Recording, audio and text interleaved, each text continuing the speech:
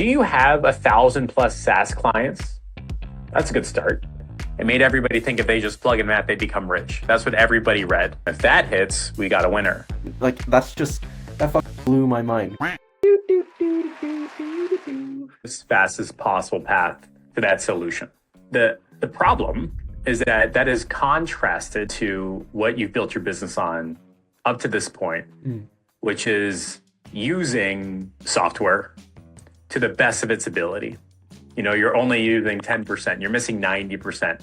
Full potential growth of your business. These are all everything in every single direction, which is effectively accurate for where you are in your journey. It's kind of like if you want to lose weight, you need to do every exercise on the planet. Yeah. You just have to. And then you figure out what you should be sticking to. And then you only do those things and business becomes boring. And then you go, this isn't exciting anymore, and you go back to doing everything all over again. The journey that you need to go on, which is the same for Lopez and Christine Seal and Shalinsky and Ravi and all that, is that now that you've reached local maximum, like you're climbing this mountain, you hit this mountain. You climb mountains as you pack, get to this mountain, use all the skills, knowledge, and tools, and then you go, damn, I see a bigger mountain. Yeah.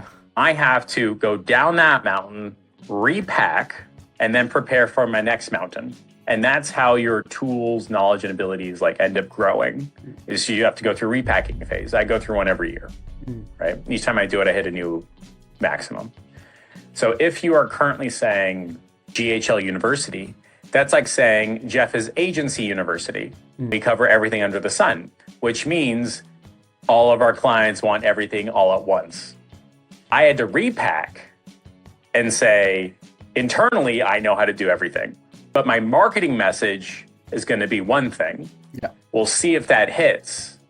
And then if it doesn't, 2 weeks later, we change the marketing message. And we'll see if that hits. And if it doesn't, we'll change the marketing message. And if that hits, we got a winner. Modern day version marketing messages are just ads. That's it.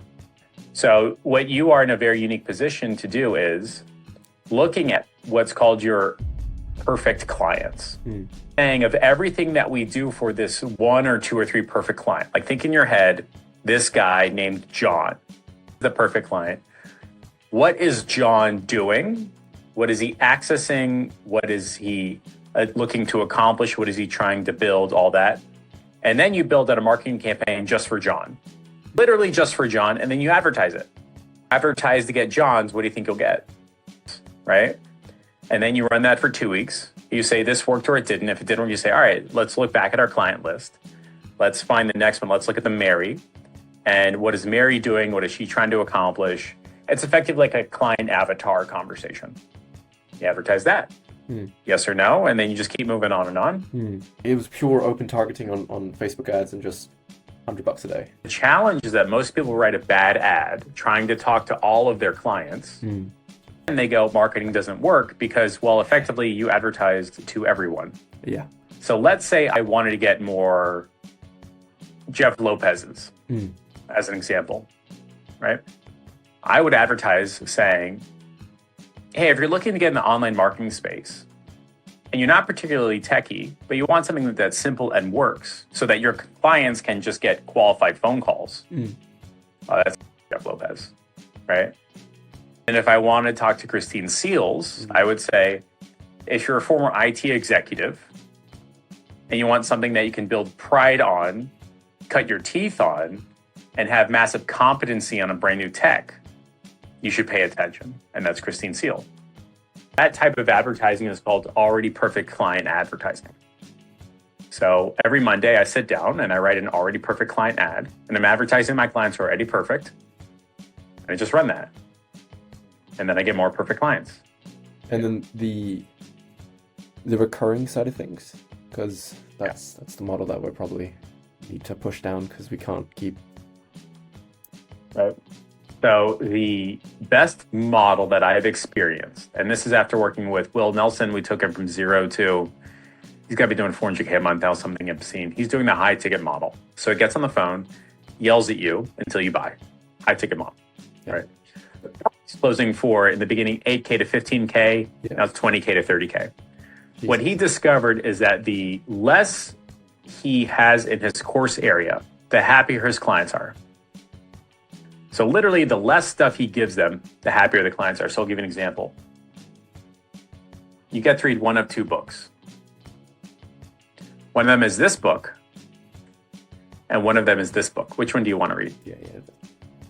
Right? Yeah. But when you are accidentally in the publishing model, the course creator model, you often brag about like how thick your course is. 18 hours, 22 hours, 26, incorrect, right? So when he was on the phone with these people and they say, how big is the course area? And he says it's 45 minutes long. They go, oh, that's much better than a course area that's 4 hours long. The way he was commanding high ticket sales, and I'll get to your MRR in a second, is that less work on the client, calls on how to solve problems. That was it. Reason was they can go live in 45 minutes. Well, how does that make sense for your MRR? Well, for your MRR, you want to have as little course area as possible. Like you go to the gym, right? Yeah. So you know the gym bros that spend like 4 hours at the gym, right? Yeah. And you know the guys that spend 45 minutes at the gym, right? Yeah. Who's making more progress? The 45 minutes, right? And the personal trainers that get paid a lot of money are saying, if you are a high-powered executive and you know commanding the boardroom also means commanding your body, you can meet 45 minutes a day and you will build a physique that gets you a promotion. That sounds a lot better than, hey, you know what? Just join my gym for $97 a month. Yeah.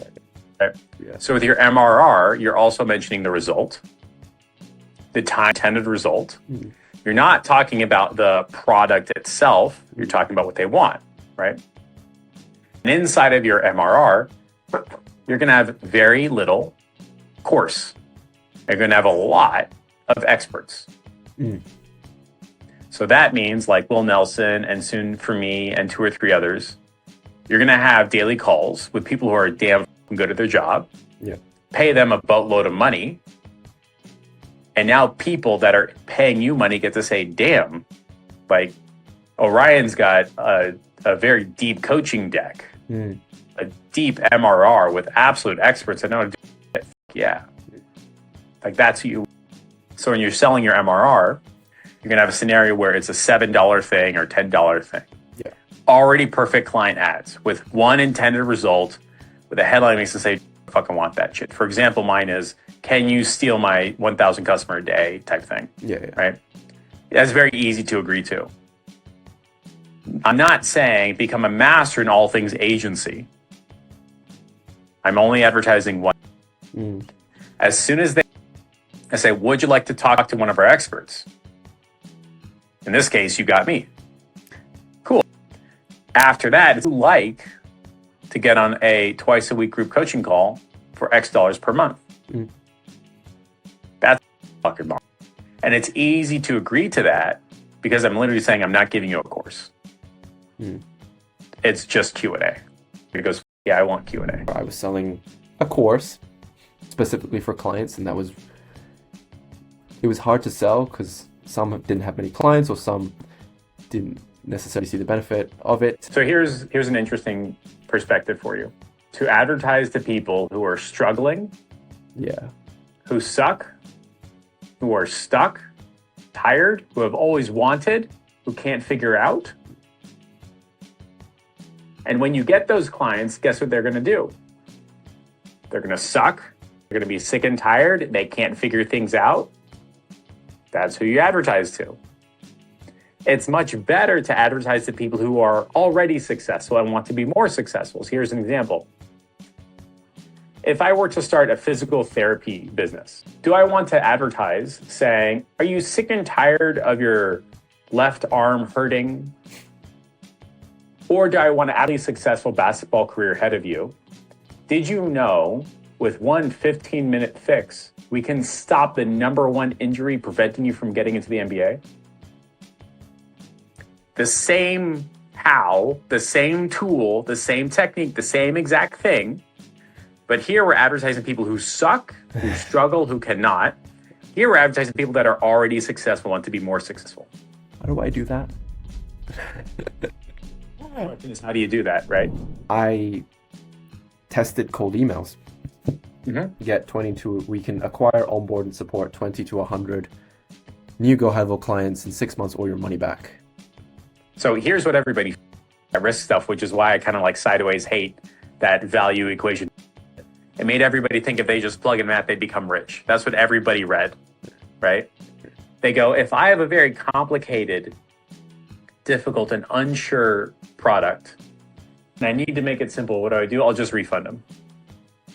I'll just guarantee it. Like if 1 out of 5 Teslas exploded, but Tesla was like, we'll refund you if it explodes, would you buy a Tesla? No. What if your iPhone just completely shit the bed once every day? And then Apple's like, it's fine, you can return it. Would you buy it? So you got a product thing. And every idiot was like, oh, I can sell products and refund people. And if I don't believe in the product, I'm not going to buy it. But the next guy will.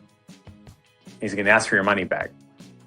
You're much better talking to somebody like me that says, I'm going to make you earn the money with a good product, that kind of thing, right? So go back to your headline, keep talking, tell me more. Yeah, so it was like get 20 to 100 clients, 6 months, money back, whatever. Within like a week of running that, I closed the guy that I met at the Dallas event. I charged I was like, do you want 15K for unlimited onboarding, unlimited support, and one-on-one work with me to help you with marketing acquisition, like one-on-one coaching on a week-by-week basis? He's like, yeah, I don't need all the HLPT stuff. I'm like, okay, cool. It's $6K. It's $6,000 for 3 months. Does that work? So, yeah, sure, cool. Let's sign up. I feel way better speaking to like those types of guys who have SaaS clients. The guy I signed, he has like 1,000 SaaS clients who are already successful. Yeah, right? Yeah. Most people think the way to find already successful clients is going to conferences. Yeah. They're not wrong, but you and I both know already successful people buy a lot of stuff, not just in person. So think about the conversation you had with that guy. Imagine he's an already perfect client. Yeah. If I said you have to write an ad, it might be something like, do you have 1,000 plus SaaS clients? That's a good start, right? When you talk to that guy, what were we trying to do? What was his problem sentence? What was his hypothesis, the solution? What was the purpose? He lost a big referral partner. So he lost like 200, 300K, and he just signed up a new sales guy. And he was like, I don't have time to train this and set up systems. Like, I don't run ads. I got all of my clients through referrals, through partnerships. And I can get like another 3,000, 4,000 more if I wanted to, but I got a sales guy now. Like,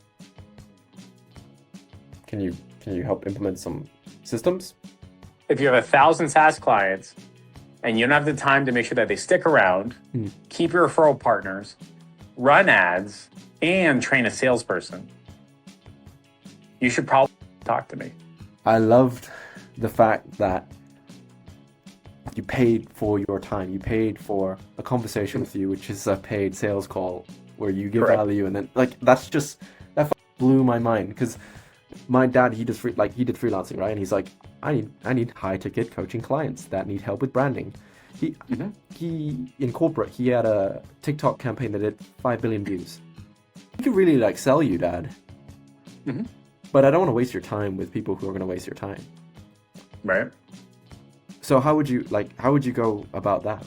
See, we think that we have to get as many eyeballs as possible on our paid lead magnets. The reality is we only want buyers to look at our paid lead magnets. Yeah. And buyers talk a whole lot different than followers. Followers want a whole lot of watch time. Followers want cool cinematic blah, blah, blah. Followers are easily distracted. Followers who say one bad thing, they drop you immediately. But a buyer only wants one thing, and it's fantastic, which is a result to their problem. To change, again, this is the repacking. Right? If I ever get like 1.5 million views on one of my reels, which we have, I know something was wrong. Oh. Because those are not buyers. They're following. So you have to have that line of thinking to create not a paid lead magnet, which is still follower thinking, Yeah. but a resource worth paying for that solves a problem, opens up the opportunity, positions you as an absolute expert, and makes them say, damn, I want some more. So when you go to a restaurant and you have a great appetizer, what do you say? That was great. I want a main. I want something more. Yeah. That's it. That's what your, whatever we're calling this, Yeah. right? Have you ever been to a restaurant where the appetizer sucks Yeah. and they give you a lot Yeah. and they're just kind of making up for how bad it is with volume? Yeah. That's this bucket. I have an 8-hour-long free comprehensive course on YouTube about everything under the sun. I guess that means it sucks. That's how you need to start thinking about this stuff. How do you speak to rich people? All you need is an ad. So this idea of let me repack and move to another mountain is not this like treacherous, difficult, apprehensive, heart-wrenching journey. It's literally just writing an ad and you can speak to whoever you want. If and when your ad bombs, death, taxes, ad fatigue, it's going to happen. Yeah. Cool. I get it. Nobody wanted my, I spent $200 on this ad. Nobody wants it. Cool. Let me rewrite another one. I do this every Monday. I write a brand new ad and people buy it. Cool. Do more. Nobody buys it. Stop it. That's it. So people who don't have an ads skill set think this requires a lot of work. The same way if I didn't have a computer science skill set, I would think writing code is a lot of work. It's not. You just haven't done it. What I have learned is that the more I say, the less my stuff converts. The less I say, the more my stuff converts. The more I say, the less money I make. The less I say, the more money I make. So the big lesson is who you do business with is more important than how you serve them. So when you want more perfect clients, you don't have to change anything in your back end. You have to change your ad. You're going to launch something, it's going to suck. Do it again. Launch something, it's going to suck. Cool. And after 4 or 5 iterations, you'll have somebody saying, hey man, I saw your ad, I want to pay you money. Cool man, 10 grand, 90 days, let's boogie. They say yes? Of course, why not? What else can I do for you? What do you have? We got paid programs. We've got paid programs. We also have paid programs. Okay. Yeah. But what are you looking to accomplish? What's your intended result? Create ads that attract the right type of people. There you go. That's what you want to do. Right.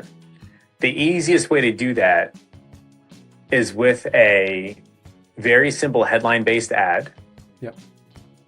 That has 3 to 5 qualification questions, then points to a calendar. That's the easiest thing to do. I got to bounce. Somebody's going to want to pay me a boatload of money. Okay. So Let me do that. you'll get a link to like jump into the group and then I'll see you then. All right. Yes, sir. Thank you, Jeff.